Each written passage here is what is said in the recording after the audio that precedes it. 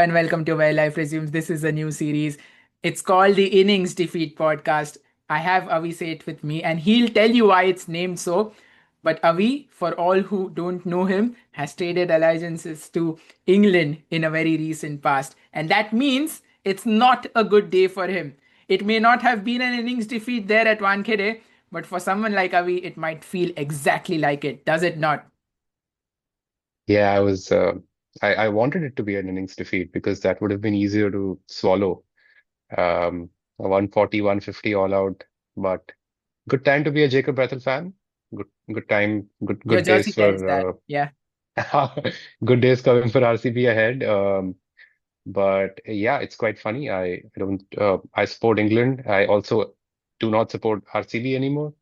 So it's a very ironic time to be here. But yeah, what a great game we've witnessed. Like this game, I think, basically shows us how brilliant this World Cup has been. For all the other issues coming up to the World Cup, almost all the games have been fun, very competitive. Um, except for the first semifinal. I think as as lopsided these two games have been, with the second game being so incredibly competitive and the first one just being such a downer for fans of South Africa. But yeah, we just have a 50-50 chance at a brand new T20 World Champions. I don't think New Zealand ever won any of the World Cups. ODI definitely not, but I don't think they've won the T20 World Cups. New Zealand have If not I'm wrong. won. They Yeah, might have won a Champions Trophy here and there if my memory serves right, but not a yeah. World Cup at I all. think they have won a Champions Trophy Yeah. back when it had no relevance. But yeah, Yeah. It I uh, still don't have a great idea of why it is still relevant, but it is. And it's still something that New Zealand team hasn't won in recent past for sure. We are talking of 2000s and before that. But to go back to today's game. I actually have a good tidbit for why the Champions Trophy exists. Oh, is It's it? actually just because um, ICC did not allow uh, multinational tournaments between nations, like more than four countries. And I think there was some sort of a loophole. I think we have Jagmohan Dalmia again to thank for that. Came up with the idea. I may be completely incorrect here, but that the reason why it exists is because as a trophy, it can continue to have more than four countries, and that gives us more tournaments as such. But yeah, I don't see how in in a cycle where we have ODI World Cup, the World Cup every 4 years, and T20 World Cups every 2 years, sometimes every single year. Um, I don't see how it's relevant, but yeah, that's a conversation for another day. Going Yeah. back to today's game. It definitely is. And I think for all the viewers, that is also something you will associate Avi with. He'll have a lot of random trivia to talk about. And he'll also sometimes miss the point. I had thrown it off to him to ask what is the reason behind innings defeat, which he hasn't told at all. So let me complete it. Both of us are big test cricket fans, and that we wanted a name that actually is an ode to test cricket, and there is nothing like an innings defeat happens only in tests. I hope does not happen in ODIs. Whatever bullshit they are planning on, I hope that does not come through, because test cricket is the greatest cricket. It might tell, my background might tell it, Avi's background might tell it, huge test cricket fans, and that is why this is called innings defeat. And now going back to this today's game, England were very, very close in there. I absolutely did not see that coming, given how England's form was. And Jacob Bethel single-handedly, perhaps. I am saying single-handedly because I don't think there would have been a Will Jacks or a Sam Curran if Jacob Bethel wasn't there at the other end. That's why single-handedly he took them very close. And I don't see a relevance of those last three sixes from Jofra Archer anyways, because we all know that the game was already done and dusted by then. But I want to get it back to how it started, Avi. It's I know you have been a very big Sanju Samson supporter for a very, very long time. The kinds of Harsha Bhogles and Ian Bishop kind of frame of mind when it comes to Sanju Samson. This Yeah. will please you a lot, especially given the fact that it is 2 on 2. Never Yeah. happens with Sanju Samson, two consecutive games. Like, I've been a fan of him since before most people knew what his name was. This is an 18, 19-year-old um, playing for Rajasthan Royals under Dravid. In fact, I think that's who he came under. And if any of us remember the 2013 Champions League final, there was Dravid's and Sachin's last cricket game on like any sort of a professional stage. Um, and I think Rajasthan were chasing like 168 or 169. And Samson was, I think, the only player who made any amount of like significant runs. Um, and this was also the game where Dravid came out to bat at like number 8. Uh, but yeah, I think been with him since then. Been a phenomenal batter. I've loved seeing him play.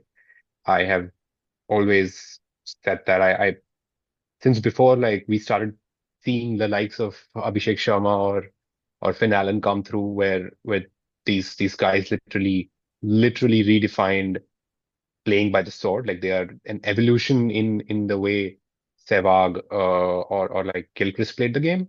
I think Samson has been sort of perfecting that art, and he was a bit ahead of the curve because he didn't get picked earlier on in the team simply because he wasn't consistent enough. He wasn't. I remember some of the earlier criticisms being that he wasn't scoring, like his average was not above 35 in the IPL for a long time. But if you saw the runs he scored, he was consistently above 300, 350 runs, striking at like 140, 150 when the likes of Kohli were like 125 or 130, and we were okay with that. So yeah, phenomenal performance by him. Very happy with how he's performed, um, and as I was saying earlier, right? I think England had the misfortune of sort of meeting India when Sanju Samson was at the peak of his confidence. I wouldn't say peak of his abilities. I think he's shown enough signs of that. But that 97 against West Indies probably gave him that. And you could see that in his batting today, that even though the pitch was an absolute belter for batting, you could see the confidence he had. And I think that just took the game away from us. And as Harry Brooks said, right, the moment he dropped the catch, he was like, I better go back and hit 89 out there. And that changed the game. I think I saw the stat somewhere. Sanju hit 76 of 35 after being dropped. And I think that's where we lost it. Dropped the World Cup final for sure. Dropped the World Cup. Yeah. For Sanju Samson, I honestly am a sucker when it comes to commentary pieces and how commentators tend to compare the players. I know comparisons are all myths, but when it comes to comparing players to some yesteryear generations, I really like the way it functions. And the only reason I tell this about Sanju Samson, he was compared to a Virat Kohli of the IPL of the T20 World Cup final in the last game, and he was compared to Rohit Sharma of the same T20 World Cup this year, or this Yeah. game perhaps. It's like two consecutive games, two very different roles played, but very two needed ones. I'm glad Sanju Samson has finally found his way. I don't think he would have found his way if not for those off spinner delights that created havoc at the start of the competition for India. And it perhaps did today as well when Abhishek Sharma got out. But for England, on the other hand, I think it is that off spinner, that very off spinner, who is very, very critical to that team. And I say is because it's not just about this T20 World Cup, it is perhaps for the next ODI World Cup, next T20 World Cup as well. Will Jacks will headline a lot of things. Jacob Bethel will headline a lot of England's development.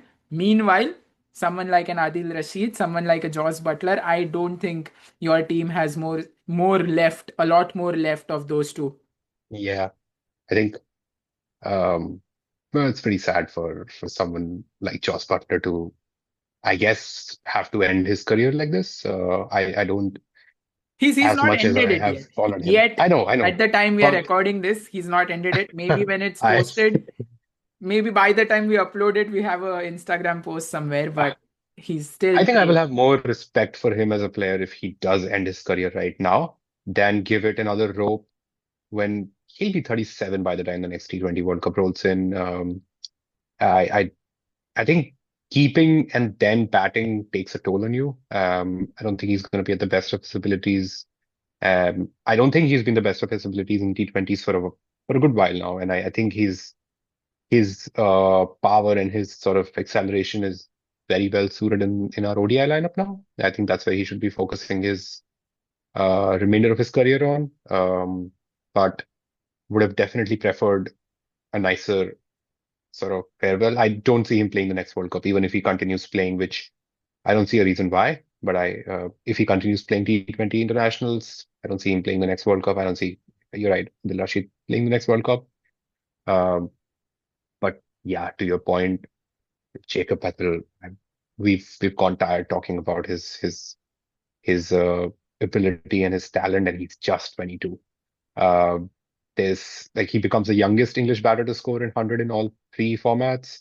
He scored a phenomenal one down under, uh, and then one before that was in the ODI series, was which was against whom? Was it Sri Lanka? Was it India? I don't quite remember. Perhaps or Sri Uh, Lanka, but yeah, yeah, I definitely do remember that Ashes 100 that he scored though.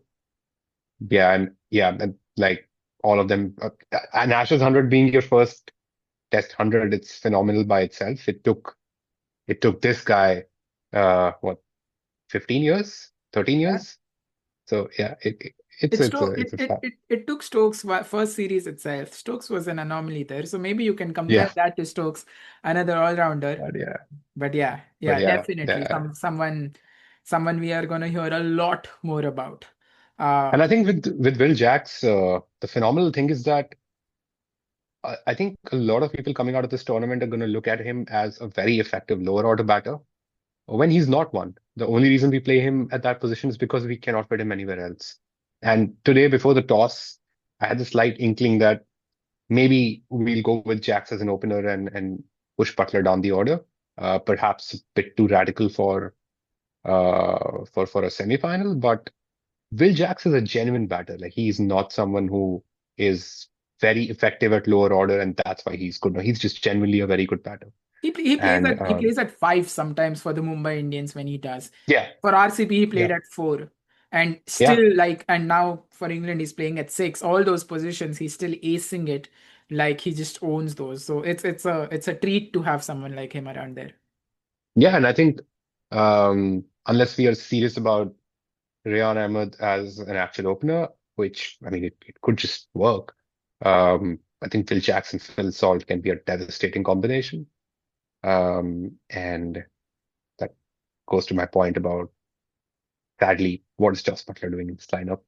Um, but yeah, it was just great to see both Jacob Bethel and Sanju Samson at two very different points of their careers, coming through and soaking up all that semi-final pressure.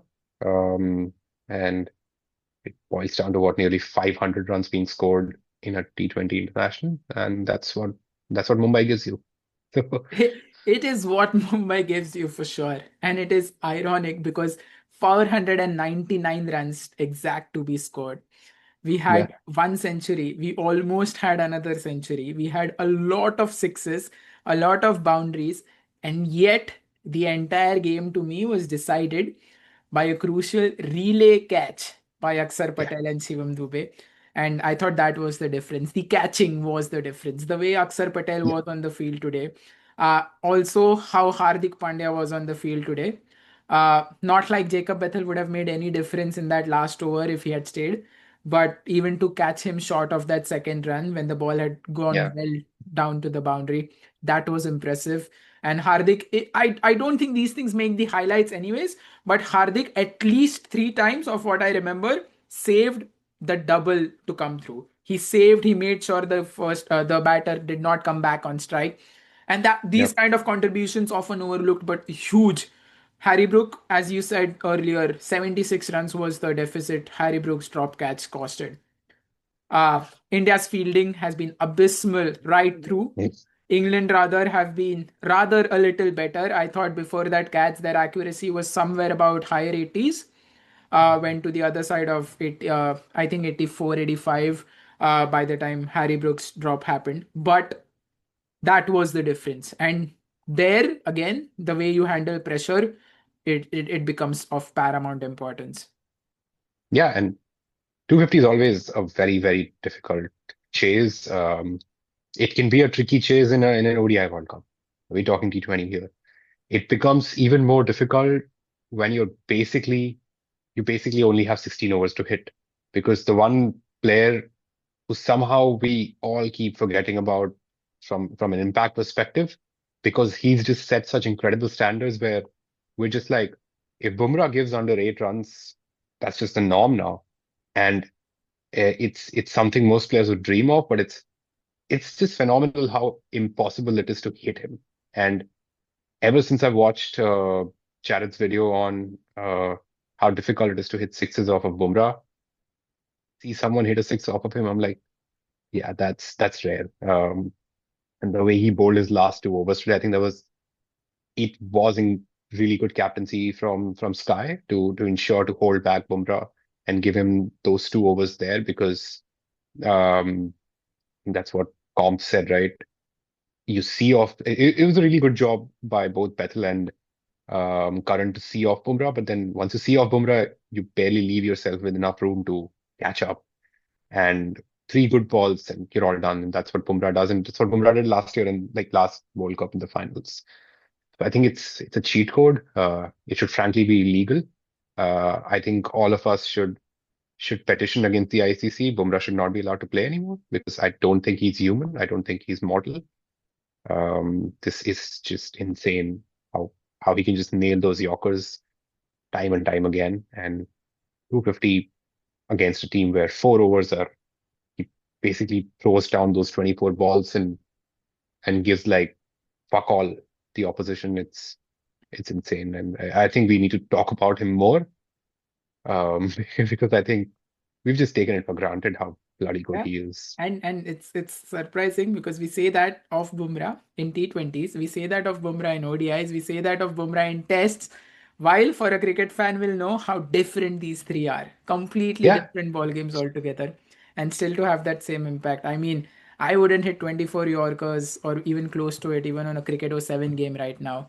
And he does that in real life. So that's like a cheat code, as you said. it's Absolute. it's like, you know how we discuss who's the best all format bowler, and then we're like, okay, maybe this player is not as good in tests, but he's so good in ODIs and T20s while being really good in tests that we're going to give it to him.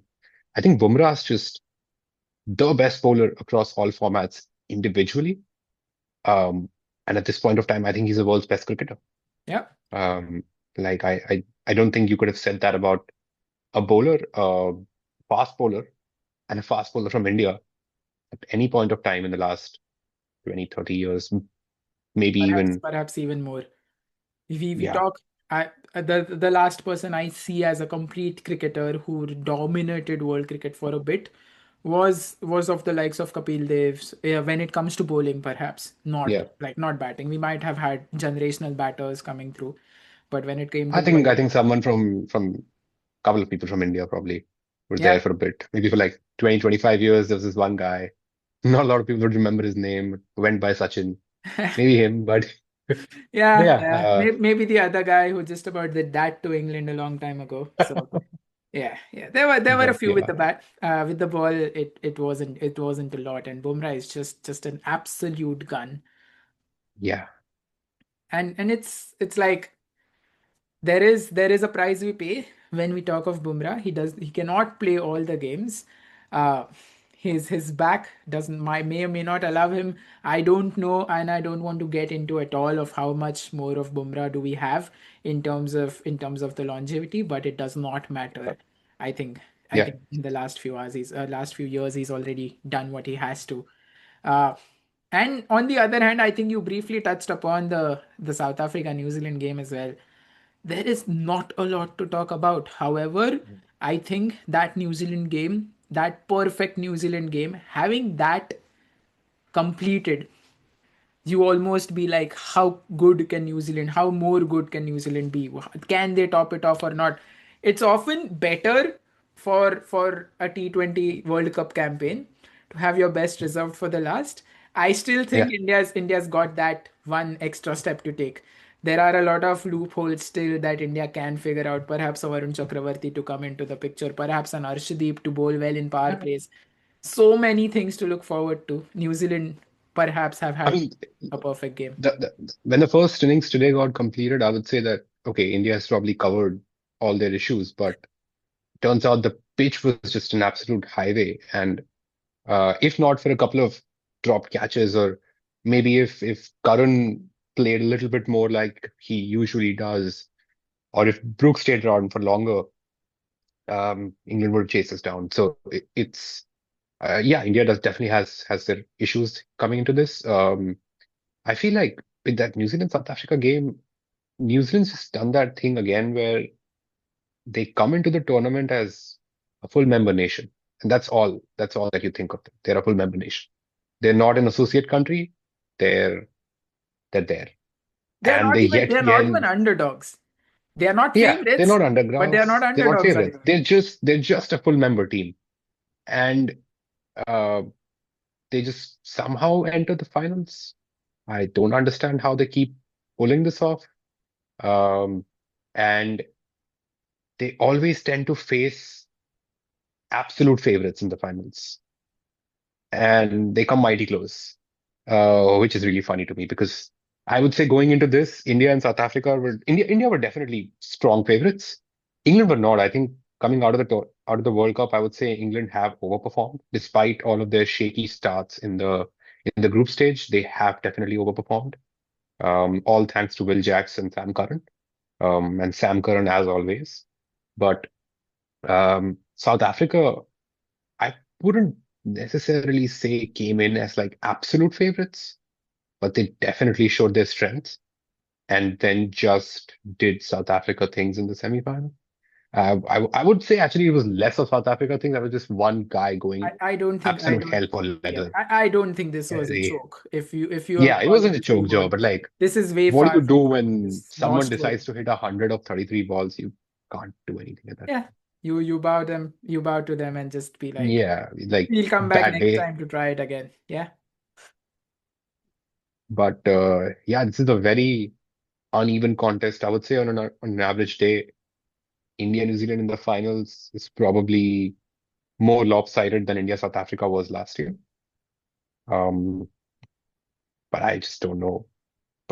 It should be a rather easy job for India, to be honest. But this is not a stadium India has good memories associated with. It's not a good stadium when it comes to the kind of crowd support that Mumbai offers. If people are Um, watching, people who I have had this conversation with are watching, and there are many of them, I absolutely hate Ahmedabad as a finals venue. And it's not for the pitch, it's not for the ground, but it is just for the atmosphere. I feel Wankhede is a lot better. Eden Gardens is a lot better. Chinnaswamy, Chidambaram, pick any of these top uh, stadiums, historically known stadiums for good crowd. They are way yeah, better. Ahmedabad I somewhere mean, does not stand there for me. England won their home World Cup in 2019 at Lord's. Yeah, I can bet my net worth on the fact that they will not move out of hosting World Cup finals from Lord's. Forget about City. Like, it's not even like they're going to go down to the Oval. It's going to be Lord's for the next 50, 60, 70 years, just because they won that one game in 2019. And I think that is really important. Um, you stick to your sort of prime stadium, and that's what Wankhede and Eden Gardens have been for India. I don't see why you would want to go away from the sort of crowd support and the atmosphere that Wankhede can create.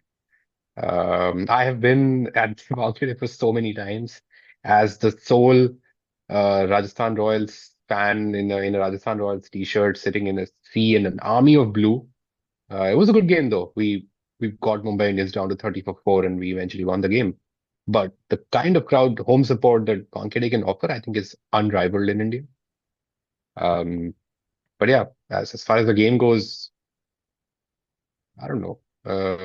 Seems like India is sort of coming to Abhishek Sharma's definitely found his rhythm. That's good news. I And would rather differ. I don't think Abhishek Sharma is even close. I think he's still falling down to a template. Uh, Mhm. But even that's just today. how he plays, right? Yes, but It's I don't think he's adjusted. There is an obvious obvious start there. They will. I would not be surprised if New Zealand start with someone like Glenn Phillips to start their bowling, just because they have that Mm. matchup, a free wicket, a free passing wicket. Uh, it's just something that, but I don't think India should change anyways. Abhishek does what he does. If everyone else plays the way Yeah, they do right now, it doesn't matter, right? If I Abhishek think plays, that's what's yeah. great. I don't think Abhishek Sharma is the kind of guy you want for like a 28 ball 40 or something of that sort. That's just not who he is. That's just not the kind of value he provides. Um, if need be, Sanju Samson can do that. Sky can do that. But you absolutely want, because the upside of Abhishek Sharma playing the way he does is an obscure 78 of 29.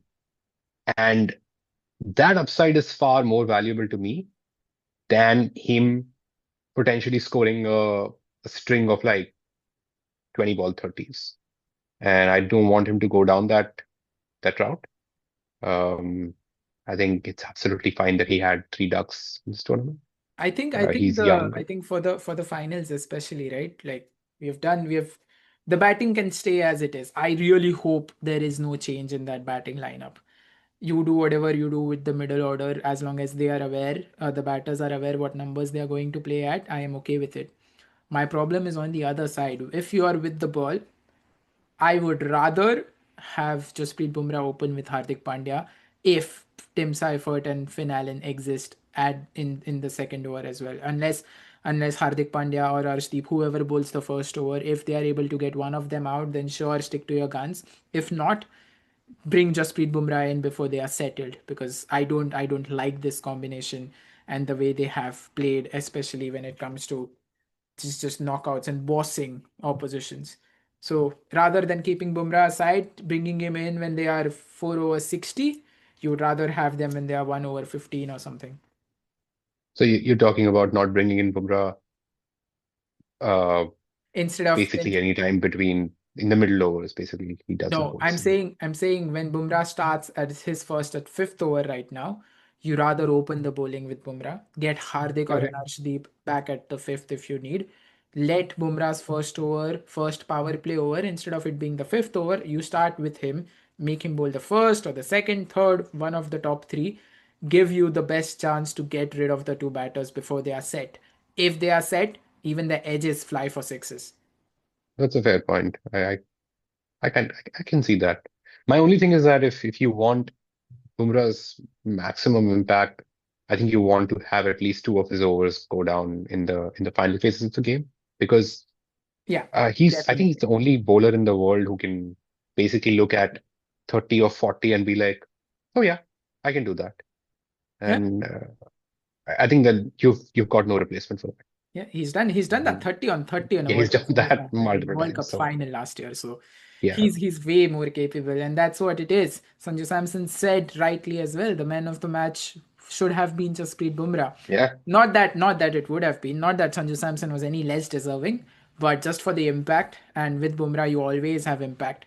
And yeah, this was Innings Defeat, a podcast which me and Avi have just for literally no other reason than talking cricket. And it's not necessarily have to be between us two. It can have anyone and everyone who wants to join. We will look yeah. forward to discussing the sport.